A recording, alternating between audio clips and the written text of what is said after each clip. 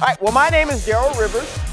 As Coach Peter said, I used to be a police officer. I'm retired now. I started out being a police officer a little bit of ways away from here in a city called Detroit, where I was born and raised. Like, ooh, I heard somebody like, ooh, oh, you escaped. Yeah. Yeah, it's a good place to visit, okay? Good place to be from as well. Not there, though. But I started my career there, and I joined the police department after going to the United States military. I've been to about 20 different countries. I was in Japan for a couple of years, learned how to speak Japanese. Yeah. I can't read and write it, but I can speak it. Yeah, we're not speaking Japanese here today because you wouldn't understand me. So after I decided that I was kind of like, I don't know if I want to stay in Detroit, I ended up flying all the way out here to Arizona, and I continued my law enforcement career here. I became a detective. I ran a whole state unit before with the Attorney General's office, and then I went to Goodyear Police Department, and I retired as a sergeant there. And then after that, I started working with the City of Peoria Police Department, and I was a public education specialist, and I did all my public speaking, and I started my own leadership company.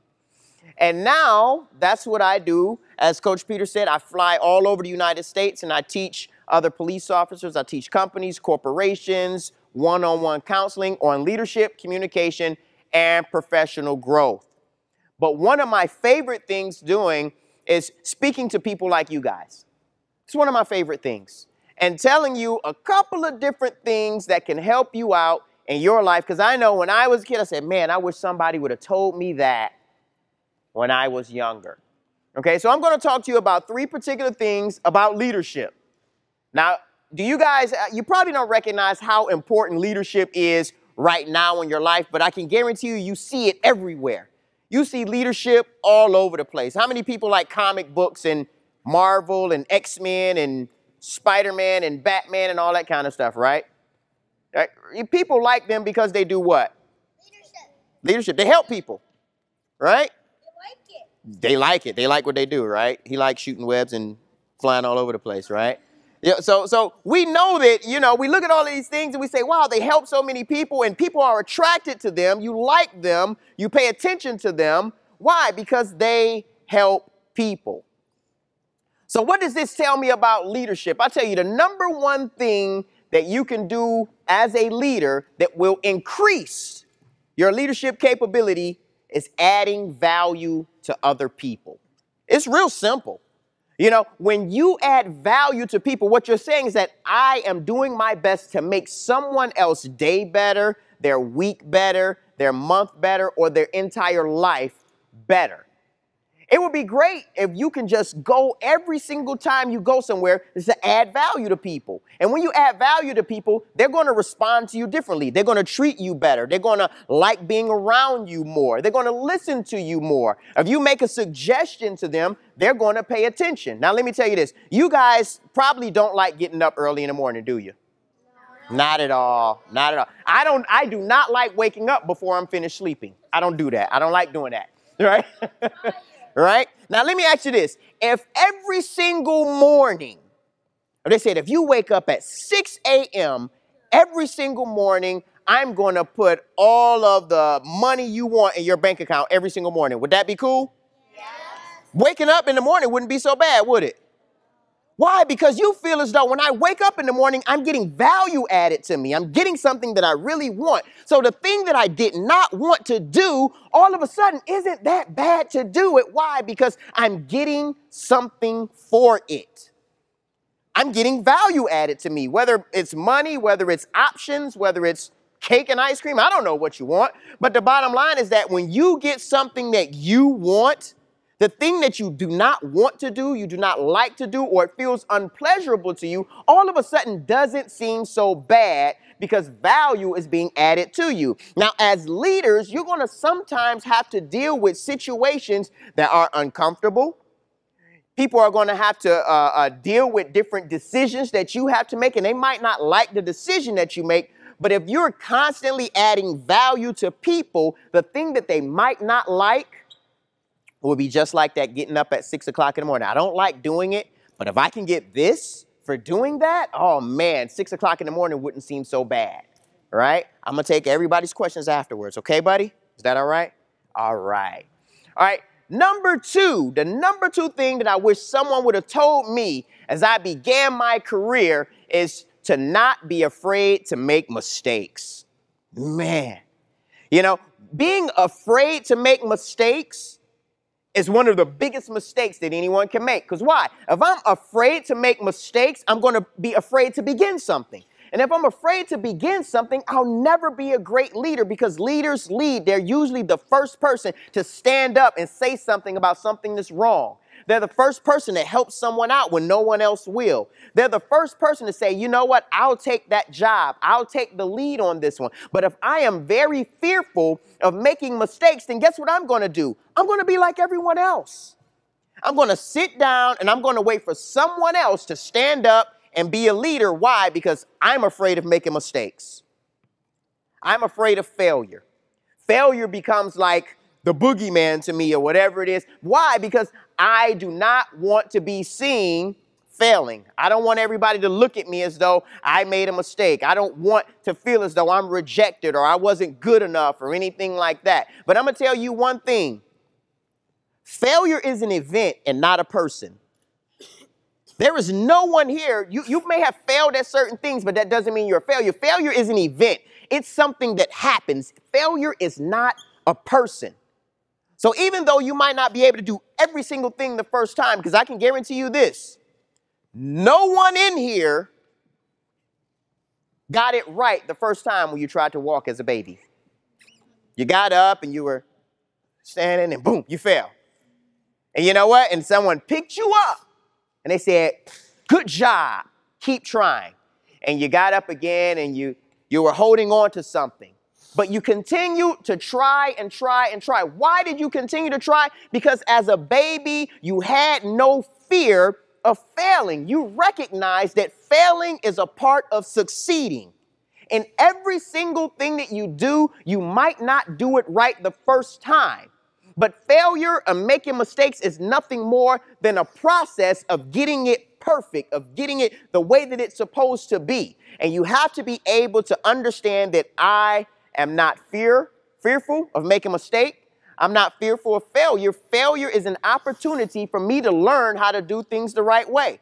Everybody is, you know, we always used to talk about Michael Jordan, but now y'all talk about LeBron and Kobe and Steph Curry and all those guys and everything like that. You know, we talk about all these different guys, you know, but they don't make every shot that they take. When they pass the ball, sometimes it goes out of bounds. Sometimes it gets stolen. But imagine if they'll say, well, I really would like to make 2 points, but I'm scared I'm going to miss, so I'm not going to try. The score would always be 0-0, and you have a bunch of team full of zeros because everyone's scared of missing. Everyone's afraid of making a mistake, and that cannot be and that will not be you. Why? Because I'm telling you right now that you're going to make mistakes, but it's going to be okay, because mistakes are the pathway to success. You'll never be successful. You'll never be a great leader if you don't step out sometime and be the first to do something and not be afraid of failing or making a mistake. And lastly, I want to talk to you about a story I've titled as The Evil Chicken. Yeah, right? You're interested in that, huh? Like, what's up with the evil chicken? You know?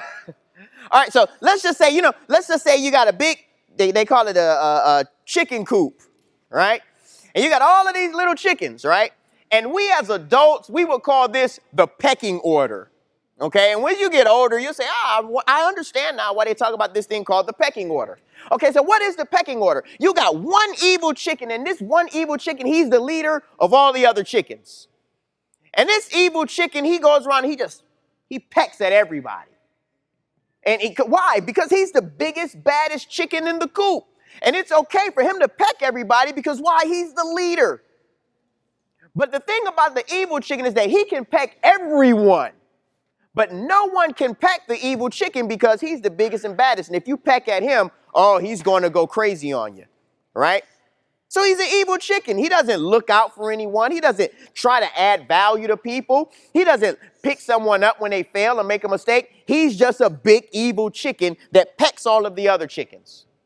And then you got the number 2 chicken. He looks at the evil chicken and says, you know what? The evil chicken got it pretty good.